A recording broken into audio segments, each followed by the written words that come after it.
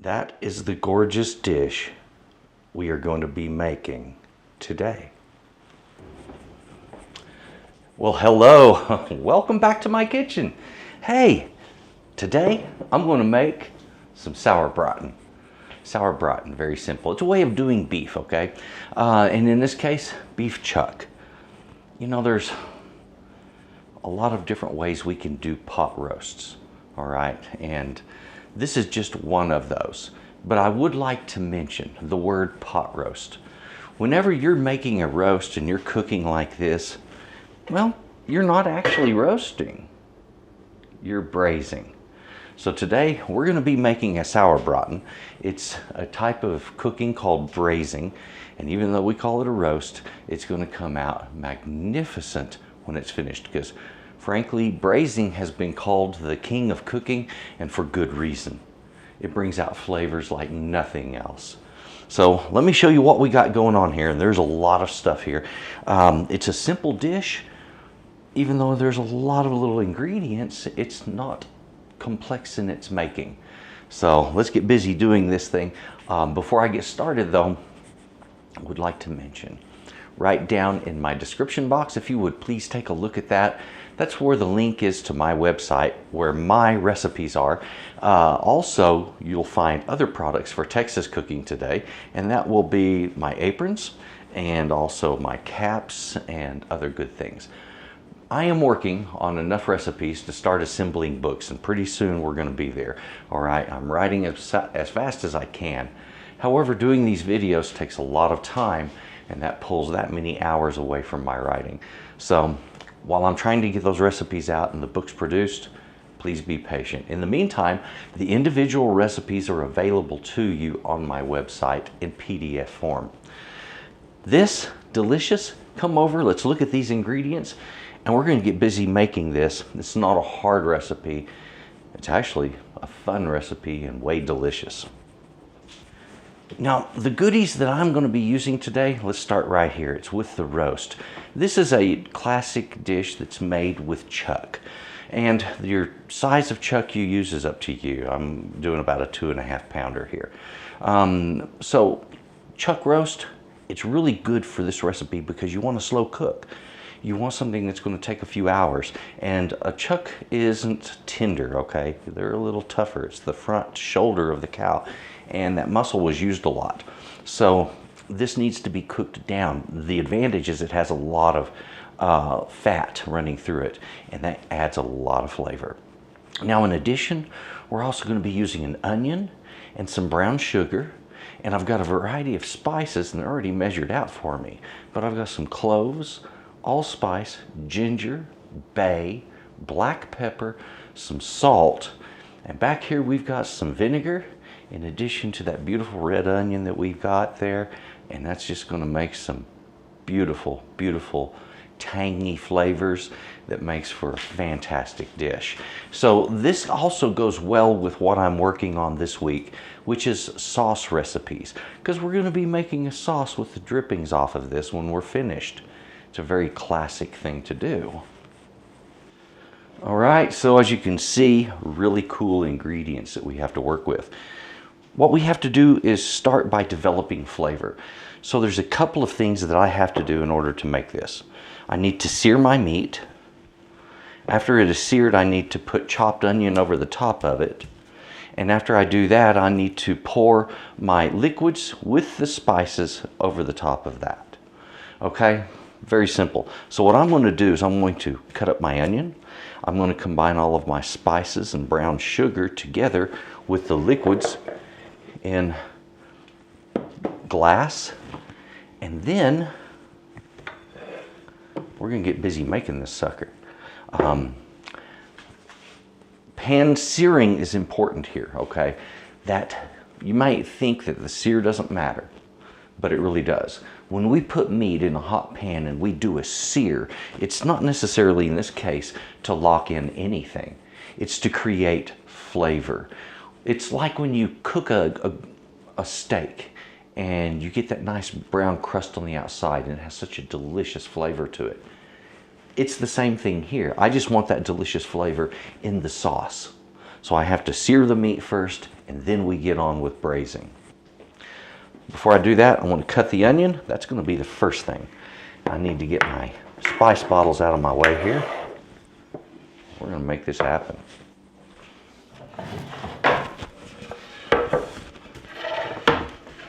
Okay, come take a close look at what I'm about to do so you'll know what's happening.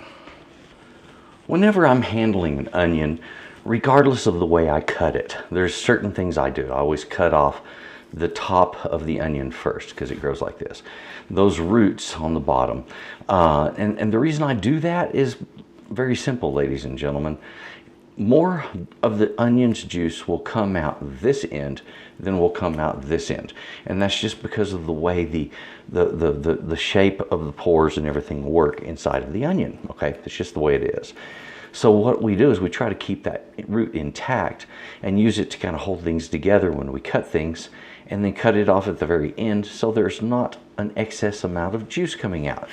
Now, if you're wondering about why am I worried about that juice, well, it's because that juice is what creates a sulfuric compound that makes you cry. When that leaks out, it combines with the oxygen in the air and you get sulfur dioxide, and it's not pleasant and it will make you weep. Okay, it's similar to the compound, the sulfur dioxide, that's produced when you boil cabbage. Not exactly the same though. All right, now, and I believe I'm right on that. If you're a chemist or a food chemist and you've got further information on that, do me a favor in my comments right down below, further enlighten all of us, okay? So, because that's the thing, is I am always open to good information. Part of good teaching means you have to be open to new knowledge. Okay, I'm gonna clean up my mess here. Usually when I do these, I'll pull everything to the back and do it just like that, and then I'll rub off these roots. Let me do that there. Okay, now I've cleaned up my mess a little bit there. You know, you get that, those little skins just go everywhere when it comes to onions. But that's just the way it is. All right, so what I want to do on this onion is I want to quarter and slice it. All right, so the easiest way I know of doing quartered sliced onions is what I just did. All right, cut it here, we're quartered. Now, slice. All right.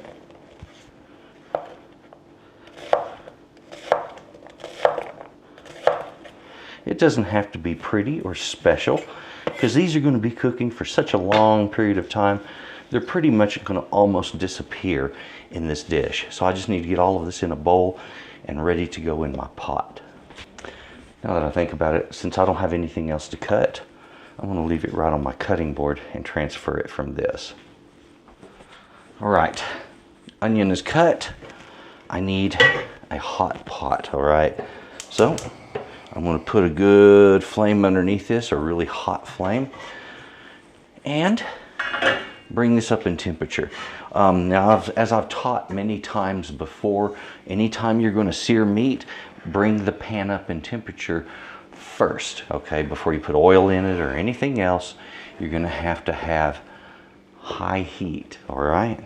So the idea there, the reason we bring everything up in temperature first, is if you put the meat in there and then try to bring it up and sear it, that won't happen.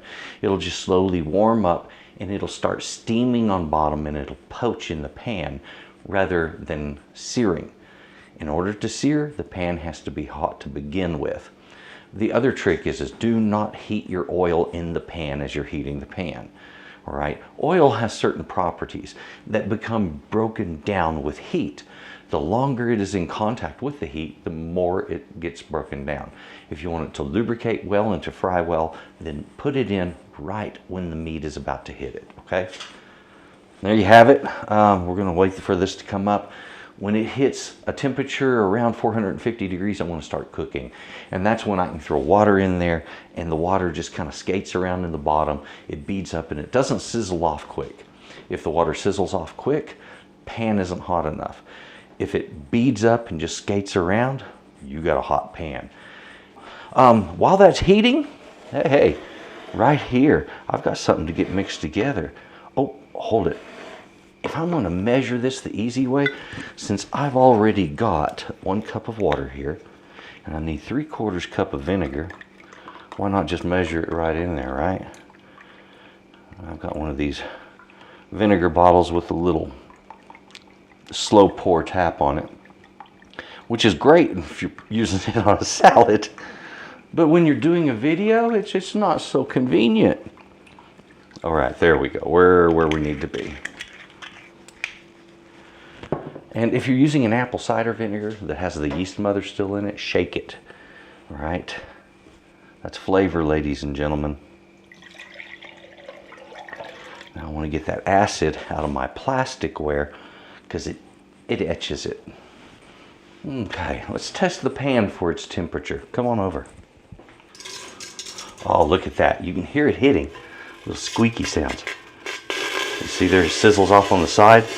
Yeah, the bottom of that pan is way more than hot enough. Now something I'm going to forewarn you.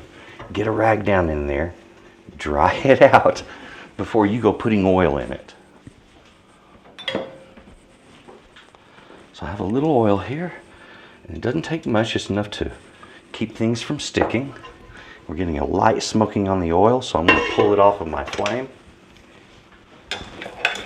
And it's not bad. There we go. Now we're getting the right action. I'm going to take my sugar, my brown sugar, and put it right down in there. My spices. Get those mixed in. All right. So there it is. We're ready with that. All right, let's take a look. See how the sear is coming. Oh, look at that. Every bit of that's flavor. It's going to wash off the meat. There's also some in the bottom of the pot. Pure flavor right there. Now once I pour this in, or place these in, and then pour that, then I'm going to be transferring it to the oven. Now this is traditionally done stovetop, and you can do it that way. Bring your liquids to a boil, reduce the temperature, and allow it to simmer slowly for 2.5 or 3 hours, or it may be more. And in the oven, you're looking at the same thing, about a 2 to 3 hours. And then it depends on the size of the roast and the quality of the meat. You're looking for fork tender meat, and that's when we pull it out. So when the meat's coming apart, it's ready. Okay, so right down into my pot. Do you see me doing anything fancy there? No, we just put it right down in there. Oh, nice. Look a little closer. All right, now liquid in.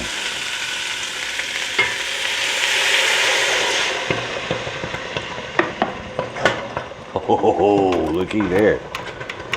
We got some heat in that pot, ladies and gentlemen. Yeah. Okay, so here's the thing. Let me get my bay leaf down in that liquid. This is going to cook. It's going to cook up. It's going to be delicious. And that was my oven telling me it's ready.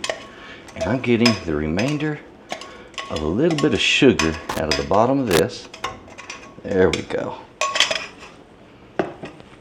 All right, now we're going to let that just come right back up in temperature. And once it does, I'm putting a lid on it and I'm putting it in the oven. All right, looks like there is plenty of boiling going on. Okay, in the oven it goes.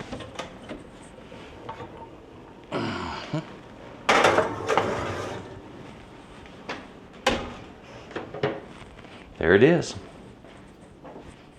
I'm setting my timer for 2 hours. Just set that aside, let it do its thing. Now, this is the time where if you have other dishes for whatever it is you're cooking, this is where you do your prep for that. So if you're going to do mashed potatoes, go ahead and peel your potatoes, dice them, get them in water, things like that. All right, so there it is.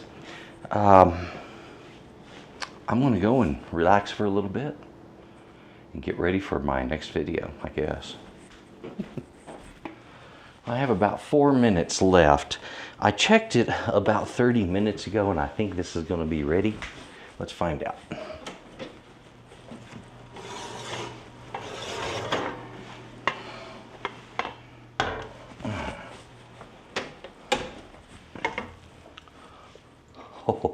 Oh yeah. Come on over and take a look at this. Alrighty. Now, right down here, got this beautiful roast. Oh yeah. When I slide my fork into it, it's just coming apart. So what I want to do is transfer this to a plate that I'm going to use to serve off of. At the same time, I want to take the drippings that are in this pan. We're going to turn all of that into a sauce, every bit of it. I'm not going to strain it or anything else. I'm just pulling the roast out. We're going to set it aside, and then we're going to start on this sauce. Now, when doing this, sometimes these roasts can come apart on you, so be prepared for that to happen. Let's see, this one did just a little bit. A little of the meat broke off there. Okay, I'm just going to put that on my plate, and I've got beautiful drippings here. Now, let's turn beautiful drippings into wonderful sauce. So the ingredients that I used today, the quantities, I've started with 2.5 pounds of beef chuck, and this is a nice choice cut. To that, for my liquids, I used 1 cup of water and 3/4 of a cup of vinegar, and I was using an apple cider vinegar. You can use any vinegar you want, but remember, some vinegars have more acid than others. I used a medium onion, in fact, almost a small onion, but you're going to be using about that much onion right there. On the sugar, 3 tablespoons of brown sugar, 1 teaspoon of salt, 1 teaspoon of black pepper, 1 bay leaf, unless you got a broken or a little one like I had, 1/2 of a teaspoon of ginger, 1/4 of a teaspoon of allspice, 1/4 of a teaspoon of cloves, and ladies and gentlemen, that equals delicious. So let's take a look at what we have for a final product. Okay, good sauce to be made here. I'm going to get flame underneath it, and we're going to bring this up to a boil. Okay, we need to make a thickener to go down in this, and I'm going to use cornstarch. All right, now traditionally, ladies and gentlemen, this is done with flour and water. So I would normally take the same water, put flour in it, and then shake the two together and pour them down into this, and then stir until it becomes a beautiful, wonderful thick gravy. We're going to do something similar here, though not identical. Cornstarch works every bit as well as a thickener as does flour. And here's the thing, if you want to find out about this a little more, I just did a brown gravy video, and that brown gravy video kind of spells out how this works. Now, the one trick I'll mention is don't pour all of this in, and certainly as you pour it in, stir it in, okay? As you see me doing here. If you don't, you're going to end up with this like streaky lump of white stuff in the middle of your partially thickened gravy, and it won't be pretty. So that's the real trick to using cornstarch as a thickener. And folks, it does work just super ultra well, okay? Now look at that. Look how gorgeous that is. And see all that brown up on the sides? That cooked on stuff? I'm going to work it down off of there and down into this gravy. All right.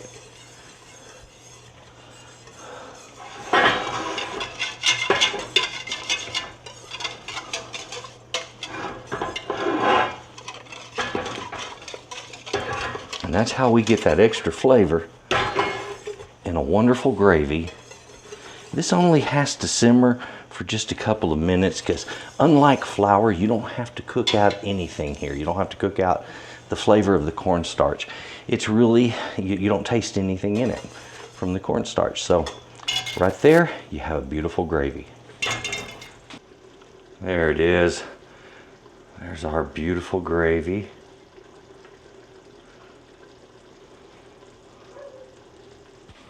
Now we have our gravy made. Let me grab a hold of that pot in a way that I can grab it. Now, when we serve this, we want to serve it with that gravy right over the top of it. So we just take it to the table, already covered and beautiful. And ladies and gentlemen, you end up with this heavenly, rich, delicious dish that is just flat incredible. Well, there it is. That's what it looks like after you make this beautiful dish. So folks, don't be afraid to try this. You're going to be happy with what you get. Oh yes. You know, beautiful, beautiful dish is this. The meat is falling apart. Kind of hard to get it with a fork. A beautiful tang to it, okay? First off, almost fruity, okay?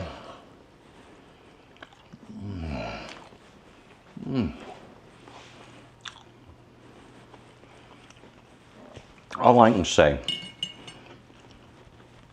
if you're looking for a really good pot roast to do, this is a winner recipe right here. It's so simple, it's so basic, and yet the flavors are just explosive. This beautiful gravy that goes with it, kind of hard to describe. It's tangy, it's rich, it's brown gravy on another level. So a beautiful sauce that we produce from the drippings of this with just the simple addition of a thickener. That's all it needed. From there, we have delicious. So I'm going to get busy enjoying mine, and I hope you enjoy yours. And please take a look in my description box for my links, my website, my recipes, S.A.Trotter.com. Also, if you want, visit my Wisio. I can make a video for you. Go to my Patreon, help me out, and you'll be surprised at what you get there. And folks, please, if nothing else, please just enjoy this recipe and have a good day. Bye-bye. Oh yeah.